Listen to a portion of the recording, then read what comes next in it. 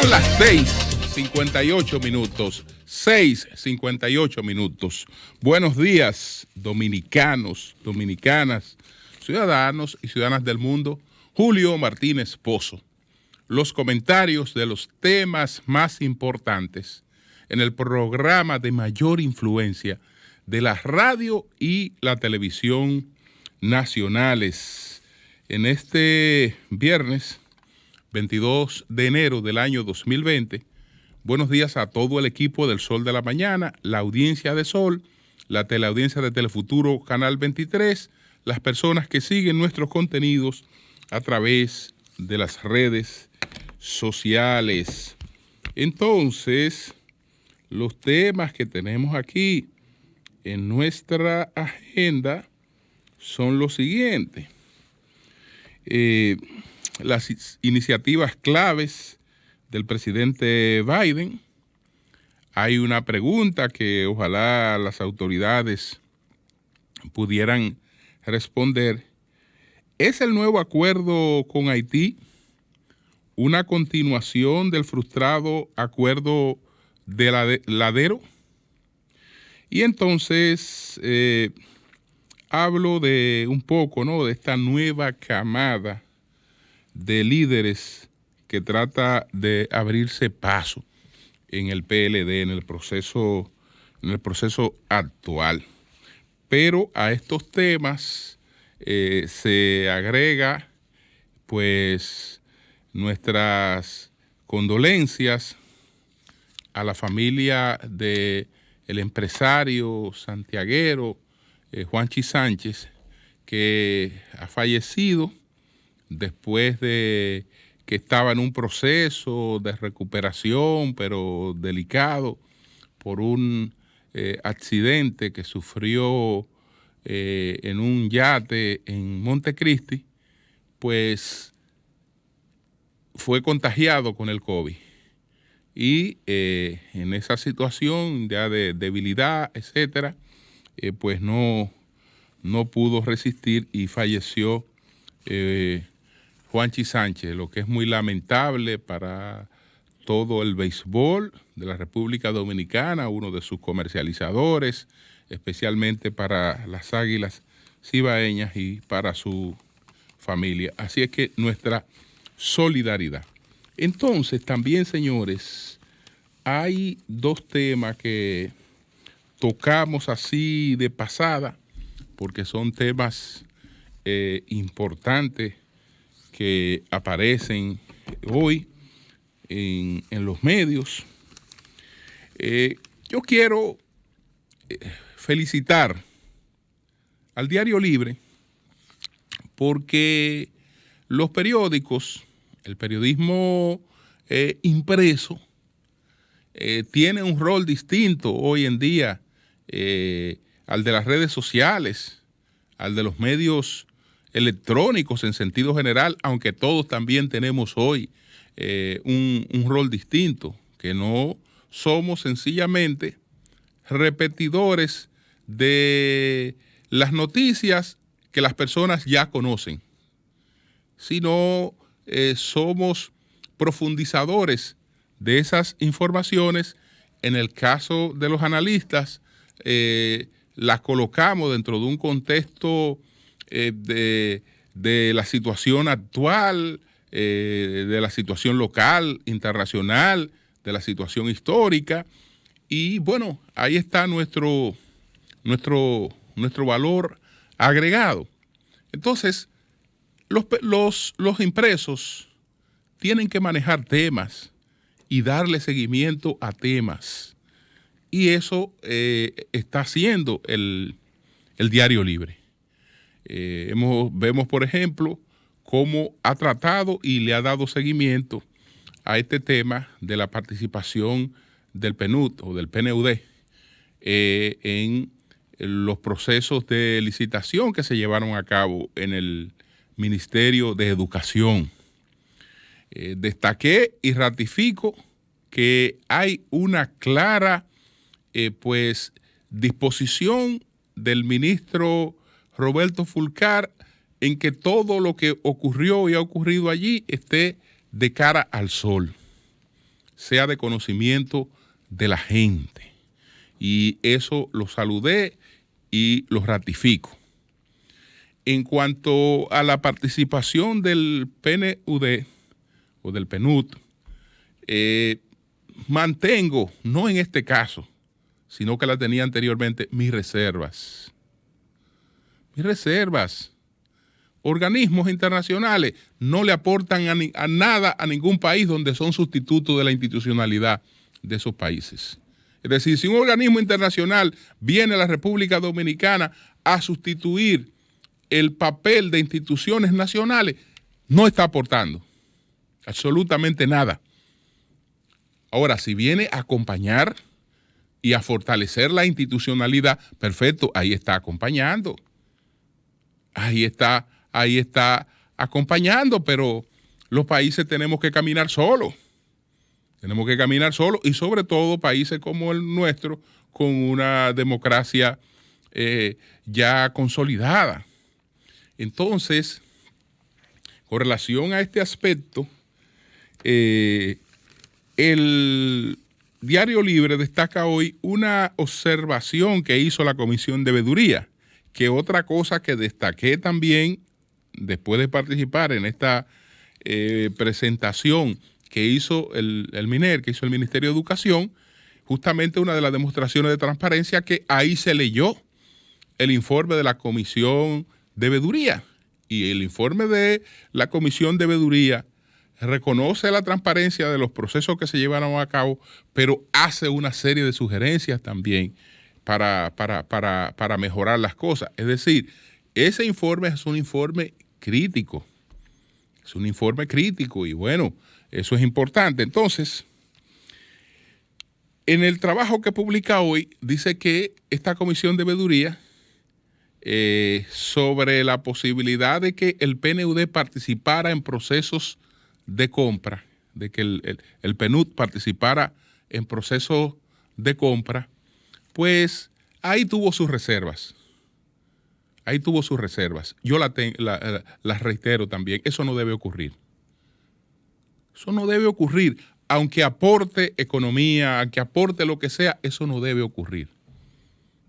Eso no debe ocurrir. Eso no debe ocurrir. Entonces, dice que, bueno, en las observaciones legales de la mesa de veeduría se apoyan en una circular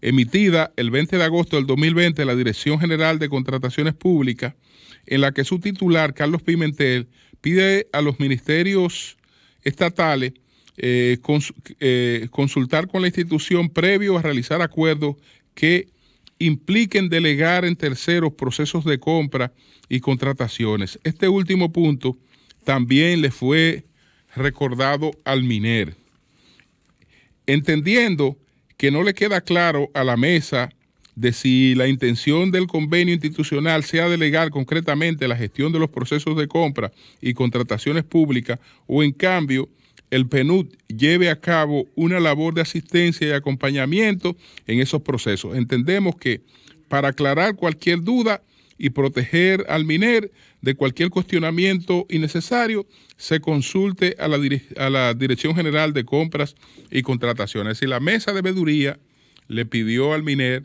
consultar con compras y contrataciones y entonces dicen que el ministro le informó que la consulta fue realizada. Estamos hablando entonces de que el PNUD estaría cobrando por varios procesos, no solo por estas licitaciones, unos 159 millones de dólares. 159.371 millones de dólares. Entonces, bueno, ahí está el seguimiento a un tema que destaco que es importante y que es realmente un aporte.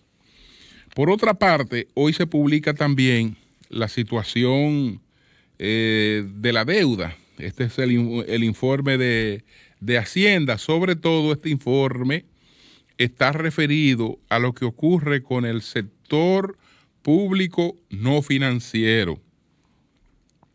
La deuda del sector público no financiero se situó en 44.684 millones de dólares al cierre de diciembre del año pasado, un aumento de 8.700.5 millones de dólares en nuevos compromisos durante ese año. Recuérdese que en varios comentarios, sin que este dato todavía estuviera publicado de manera oficial, el señor Martínez Pozo y otras personas hablaron siempre de incremento del endeudamiento por más de 8.000 millones de pesos, de dólares. ¿Qué quiere decir eso? Que cuando hablamos de ese endeudamiento por más de 8.000 millones de dólares, sin que la cifra todavía fuera como es ahora, ya oficializada, estábamos sirviendo una información correcta, haciéndole honor a aquello que dice o que decía Pat Moynihan, que murió hace tiempo ya Pat Moynihan, pero él decía: todos tenemos derecho a nuestras propias opiniones. A lo que no tenemos derecho es a nuestros propios hechos. Los hechos tienen que ser lo que son. Sobre los hechos que son, sin que usted se ponga a inventar los hechos para entonces opinar, sino que usted tiene que opinar sobre bases objetivas, entonces usted construye su opinión. Fíjense cómo ahora oficialmente se comprueba que no nos apartamos ni una coma cuando hablábamos de más de 8.000 millones de dólares tomados prestados en el fin de año pasado. Estamos hablando de 8.741.5 millones de dólares en nuevos compromisos durante ese año, con respecto a los 35.952.5 millones de dólares que acumulaba la deuda un año antes. Se trata del mayor aumento de la deuda registrado en las últimas 5 décadas. En las últimas 5 décadas. El mayor aumento de la deuda registrada en los últimos 50 años. Y ocurre en medio del desplome de los ingresos fiscales que ha generado la aplicación de las medidas para enfrentar los contagios del COVID-19 en el país. De acuerdo con los datos preliminares de la Dirección de Crédito Público del Ministerio de Hacienda, la mayor contratación de nueva deuda se concentró en los mercados internacionales a través de emisiones de bonos soberanos que sumaron unos 5.654 millones de dólares. Y entonces ahí están los otros instrumentos también sumados y nos llevan la deuda del sector público no financiero por encima de los 8.000 millones de dólares en un periodo muy corto. Muy corto. Entonces, señores, vámonos a los temas que ya habíamos anotado. Presidente Biden se juramentó el pasado miércoles y de inmediato ha mostrado ya parte de su agenda. Y esa agenda ya marca cambios importantes en los Estados Unidos. En relación con el tema, por ejemplo, de la pandemia, entonces ya tendremos en todas las instalaciones públicas barbijo o la mascarilla obligatoria. Lo que pasa es que en Estados Unidos algunos gobernadores no comparten el tema y el gobierno federal no tiene la posibilidad de imponerse en todos los estados, pero en sentido general esa es la política trazada por el presidente Biden. La barbilla obligatoria, el barbijo obligatorio para la circulación en todas partes y un requisito en todas las edificaciones públicas. Se endurece el asunto para las personas que viajan a los Estados Unidos, porque no solo tienen que tener la prueba, 2 pruebas de COVID, sino que tienen que someterse a una cuarentena. Algo muy difícil para las personas que viajan a los Estados Unidos. Porque el que viaja, el dominicano que viaja, por ejemplo, a los Estados Unidos va por unos días. Eso, si usted va a viajar para estar en cuarentena por unos días, es mejor quedarse tranquilo en su casa y esperar para viajar cuando se pueda, cuando la situación esté ya de otra manera, a menos que no haya la obligación de ir. ¿Qué pasa con aquellas personas que tienen que ir a procedimientos médicos? Por ejemplo, me imagino que eso tendrá alguna facilidad para esos fines. Pero bueno, ya sabemos que viajar a Estados Unidos es ir a una cuarentena. El dominicano les buscaba la vuelta, porque había una cuarentena en los aeropuertos de Nueva York. Había una cuarentena por La Guardia, por el Kennedy, había cuarentena, pero los dominicanos se iban al aeropuerto de New Jersey y entonces llegaban por ahí sin ninguna cuarentena y se iban a Nueva York sin ninguna cuarentena. Ahora no hay un espacio para llegar y evadir la cuarentena. Entonces, él entiende que vamos a la etapa más dura. Entonces, todas estas medidas para tratar de controlar la expansión del COVID-19 están dirigidas sobre todo a estas nuevas cepas que han aparecido. Y por otra parte, entonces está todo el énfasis que está colocando en la vacunación masiva, que aspira en sus primeros 100 días a que abarque cuando menos 100 millones de personas. Por otra parte, dispuso el regreso de Estados Unidos a los acuerdos de París, que ya se verificó el pasado 4 de noviembre. La salida de Estados Unidos la había anunciado antes, pero se verificó el pasado 4 de noviembre. Ahora Estados Unidos vuelve a los acuerdos de París.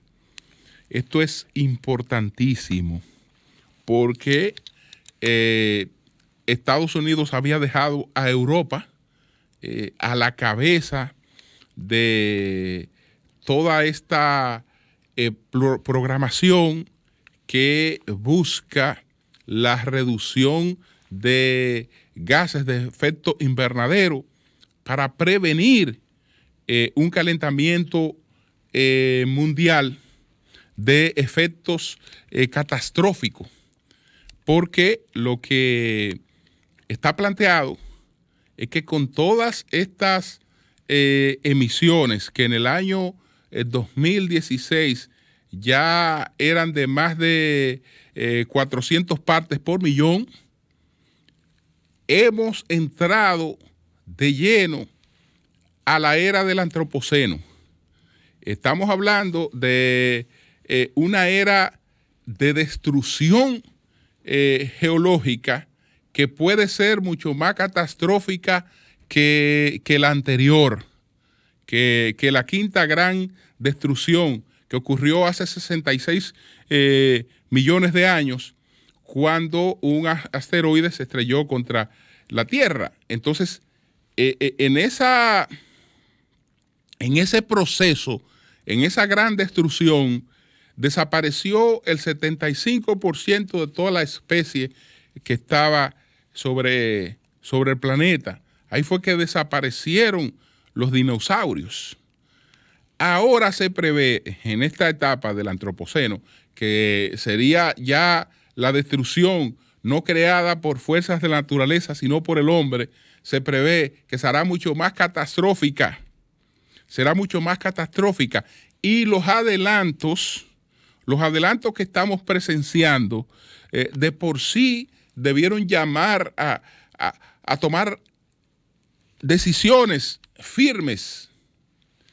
Anualmente 31.500 millones de personas son desplazadas por desastres naturales que tienen su origen en el calentamiento global.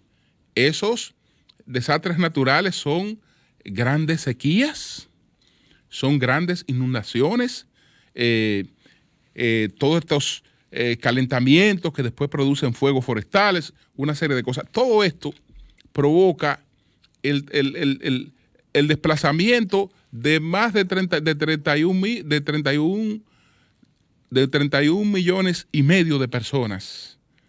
Estamos hablando de una persona que se desplaza por segundo, producto del calentamiento global.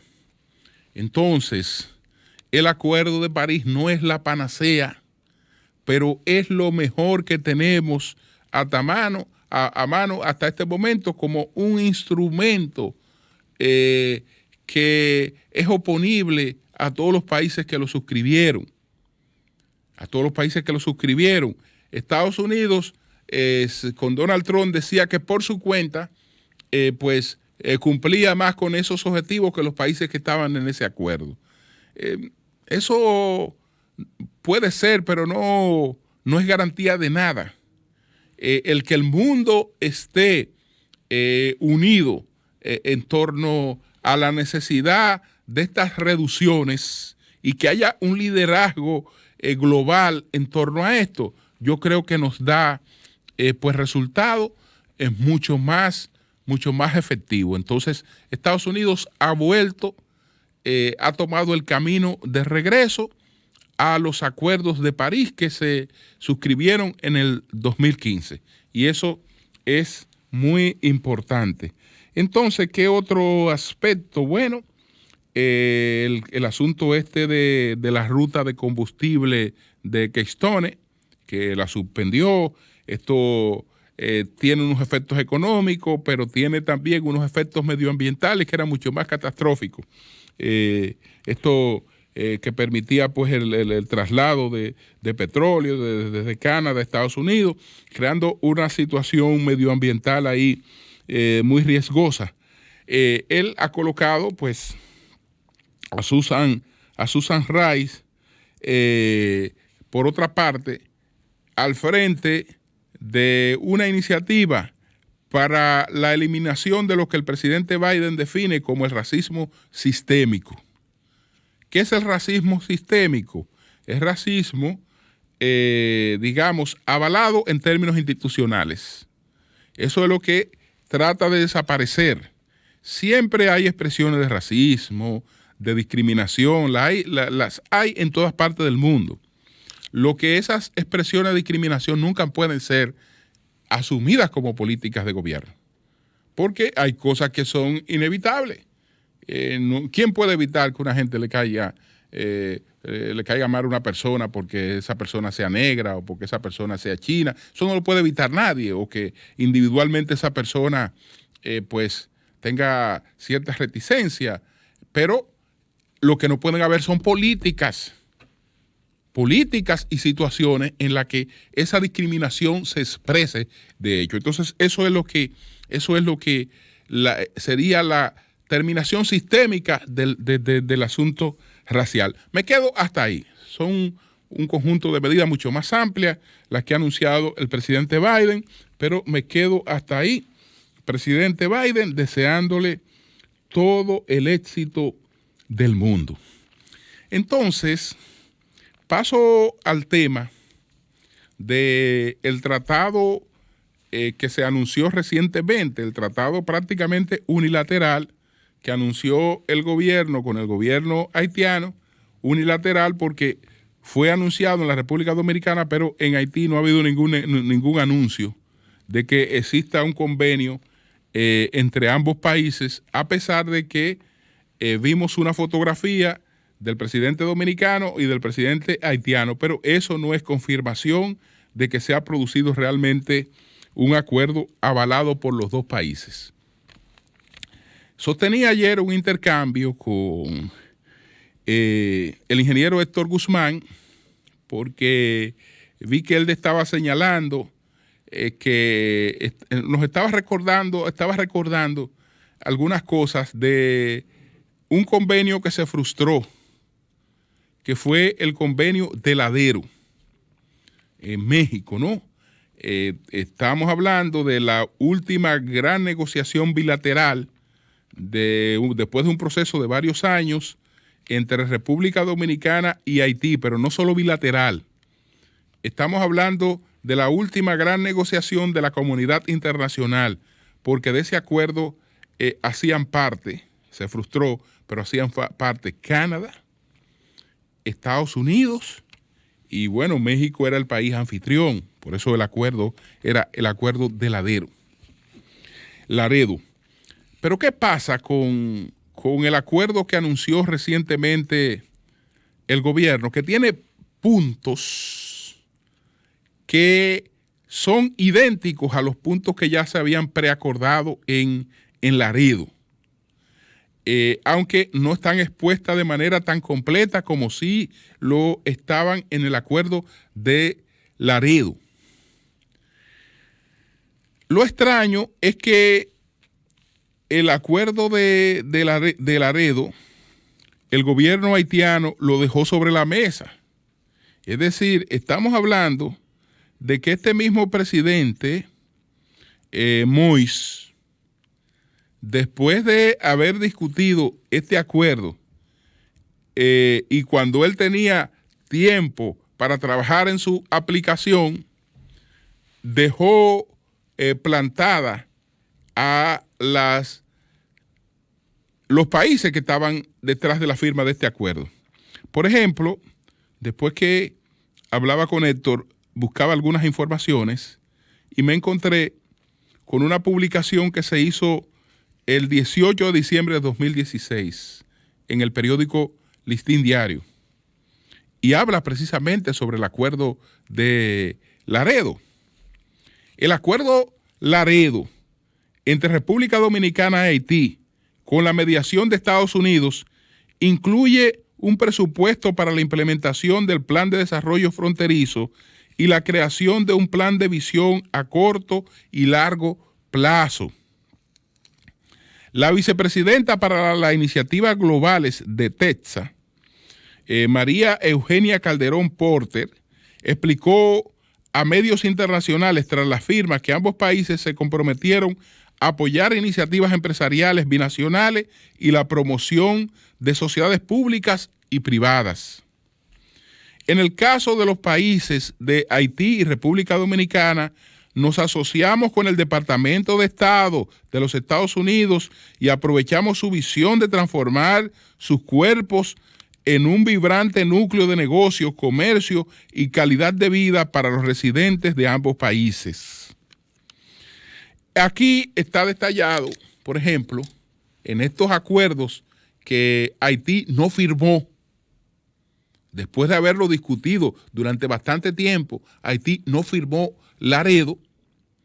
En estos acuerdos está planteado el tema de la construcción de hospitales, a lo que hizo referencia en sentido genérico el acuerdo anunciado recientemente por el canciller Roberto Álvarez. Habló de la construcción de hospitales. No, Laredo no habla solamente de la construcción de hospitales. Laredo es específico y habla de la construcción de 3 hospitales en Haití. Y también es específico en cuanto a los recursos para construir esos hospitales. La construcción, la obra física de esos 3 hospitales, la obra civil, estará a cargo de la comunidad internacional. Será con fondos de esa comunidad internacional que va a construir esos 3 hospitales. La República Dominicana, que el presidente Abinader dice que solo será un canalizador de recursos. No, la República Dominicana estaba comprometida en Laredo al equipamiento de esos hospitales. Al equipamiento de esos hospitales e incluso a la designación de personal, que esto no tengo claro que fuera haitiano o dominicano, pero a darle seguimiento hasta que Haití tuviera en condiciones plenas de asumirlo estos hospitales. Entonces, cuando se da a conocer un acuerdo, este acuerdo de ahora no tiene la fuerza del acuerdo anterior, porque ya hemos visto que incluso el acuerdo no ha sido dado a conocer por Haití. Pero además estamos hablando de un presidente de una nube que va de paso. En el caso del presidente Moïse, de una nube que va de paso. Entonces, yo creo que, aunque continúo saludando esta iniciativa y este interés del gobierno dominicano por retomar el camino del diálogo, humildemente le sugiero al gobierno dominicano tratar de que volvamos a Laredo. Tratar de que volvamos a Laredo, porque las negociaciones entre República Dominicana y Haití nunca deben ser bilaterales. Es decir, entre Haití y la República Dominicana se necesitan acompañamientos. Eso lo advirtió el diputado Cestero desde la época más temprana de discusiones con los acuerdos con Haití. ¿Qué sugería? Bueno, lleguemos a acuerdos bilaterales entre los dos países, pero tengamos instancias de arbitraje y respetemos esas instancias de arbitraje. Por ejemplo, en el tema fronterizo estamos de acuerdo cuáles son nuestros límites. Si surgiera algún desacuerdo que no lo podemos resolver de manera bilateral, entonces empoderemos un arbitraje internacional de varios países y respetemos ese arbitraje. Y en un discurso muy interesante, que estaba desde luego avalado en la experiencia histórica, ese diputado Cestero explicaba por qué es necesario siempre un acompañamiento entre nuestros países. Eso no ha cambiado, por el contrario. Entonces, no tiene ninguna validez un acuerdo anunciado así. Eso carece totalmente de validez, porque es que no hay nada que garantice que eso tenga cumplimiento. Señores, nosotros, a propósito de esto que planteaba el presidente, que lo ha reivindicado, de que bueno, en poco tiempo hemos logrado un acuerdo con Haití y hemos avanzado en poco tiempo lo que no se avanzó en años. No se ha avanzado en poco tiempo lo que no se ha avanzado en años. No se ha avanzado nada. Porque no hay un acuerdo con Haití. No hay un acuerdo con Haití. Una conversación con Moïse no es un acuerdo con Haití. Una declaración de intención entre Moïse y el presidente Abinader no es un acuerdo con Haití. Un acuerdo con Haití es un acuerdo entre Haití, la República Dominicana y la comunidad internacional. Y entonces, ¿qué era lo que se dejó sobre la mesa en Laredo? Ese era un acuerdo, pero se dejó sobre la mesa. Entonces, si aquel acuerdo que tenía a Canadá, que tenía a Estados Unidos, que tenía a México, que tenía recursos identificados para la inversión en Haití, se dejó sobre la mesa, ¿qué podrá pasar con un acuerdo que no tiene aval de nadie de aquel lado? Vamos a recordar brevemente cuál ha sido la experiencia para que ustedes vean en qué se fundamenta este pesimismo. Porque este pesimismo no es una cosa que yo me levanté hoy y lo traje conmigo. No, ese pesimismo nos acompaña en el trayecto de nuestra relación con Haití desde la separación. Desde la separación, el primer presidente que creyó haber resuelto y llegado a un acuerdo con Haití y que creyó haber tenido la corona de haber llegado a un acuerdo con Haití fue el presidente José María Cabral. Estamos hablando ya de la Segunda República, porque desde luego que en la Primera República con los haitianos lo único que tuvimos que hacer fue defendernos de todos sus intentos de invasión. Pelear en más de 30 batallas como en 10 invasiones que que nos hicieron hasta que murió Zuluc. No. En la Primera República no hubo acuerdo. Pero ya sí en la Segunda República se supone que teníamos acuerdo. Y José María Cabral fue el primero que dijo, no, estamos de acuerdo. Y entonces, en el 1867, José María Cabral anunció un acuerdo entre los dos gobiernos. Y incluso Haití anunció el acuerdo. Pero el acuerdo no se materializó. ¿Por qué? Porque aunque José María Cabral llegó a un acuerdo con el presidente de entonces en Haití, el Congreso haitiano no ratificó ese acuerdo. Sí lo hizo el Congreso dominicano, pero el Congreso haitiano no ratificó el acuerdo. Por lo tanto, cero acuerdo después de tanto entusiasmo con el que se anunció ese acuerdo en el 1867. Fíjense que ahora no hay ni instituciones, no hay ni siquiera presidente. Institucionalmente en Haití hay una gente que está ocupando la presidencia, pero ya no es presidente en términos institucionales como tal. Entonces, pero eso pasó en el 1867. Después hubo otro presidente que creyó que había resuelto el problema. Don Ignacio María González, ese gobernador de Puerto Plata, don Ignacio María González, baecista, don Ignacio, muy baecista, compadre del presidente Báez, que derrocó a su compadre. El gobernador de Puerto Plata, Ignacio María González. Y lo derrocó porque a don Ignacio le hicieron una broma que él no se lo tomó como una broma, sino una desconsideración. No una desconsideración. Don Ignacio lo apresaron. Siendo gobernador de Puerto Plata, lo apresaron y lo desconsideraron. Y entonces después decía el hermano de Báez, Damián Báez, no, Ignacio, eso fue una broma. Pero Ignacio no se tomó eso una broma. No. Dijo, no, hasta aquí, compadre. No, hasta aquí, compadre. Y mandó el compadrazgo a casa de ya se sabe y salió y encabezó una conspiración y derrocó al presidente Báez. Pero Ignacio María González llega a un acuerdo con Haití y se da a conocer el acuerdo con Haití. El acuerdo de Ignacio María González llega más lejos que el acuerdo con José María Cabral, porque el Congreso haitiano lo ratificó y lo ratificó el Congreso dominicano, es decir, hubo acuerdo. Hubo acuerdo.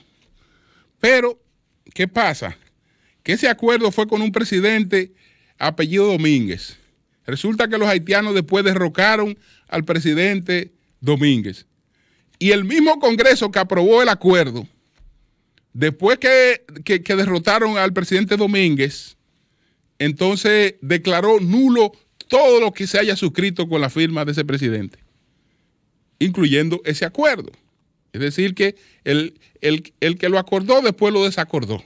De manera que se quedó en el aire el acuerdo entre los dos países después de haber tenido ese avance. Y mire que yo no estoy hablando de conversaciones en que dos presidentes se reunieron y hablaron. No. Estamos hablando de acuerdos formalizados después de amplios procesos de negociaciones. Y ese acuerdo quedó sin efecto.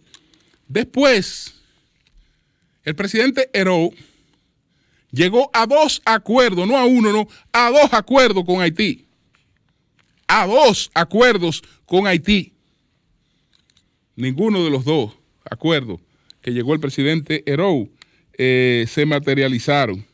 Él llegó a un acuerdo con el presidente Salomón y ese acuerdo no llegó a materializarse.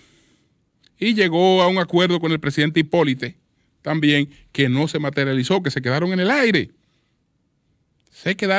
Pero podemos amanecer aquí hablando de acuerdos y de conversaciones, etcétera, hasta que no llegó Después tuvo la de lo del 29, etcétera, pero hasta que no llegó un dominicano con el que no se podía firmar un acuerdo y después decir que no se había firmado nada o dejarlo en el aire porque era peligroso.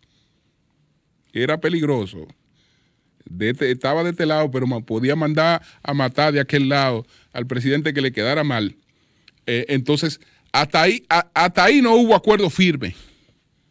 Hasta ahí no hubo acuerdo firme. Entonces, tenemos que volver a Laredo. Ese acuerdo anunciado hace poco tiempo, el pasado 12 de enero, tenemos que tomarlo como una buena intención que tiene el presidente Abinader. Sencillamente como una declaración de buena intención que tiene para llegar a acuerdo con Haití, pero eso no es un acuerdo con Haití. Eso no tiene ninguna garantía de que se va a aplicar, porque no puede ser un asunto en que nos sentemos en secreto nosotros dos a gobernarnos, a ponernos de acuerdo. No, tiene que haber institucionalidad en Haití que avale eso, pero tiene que haber una comunidad internacional que acompañe, que sea parte de esos acuerdos y que en caso de conflicto también garantice un arbitraje entre las partes. Cambio y fuera.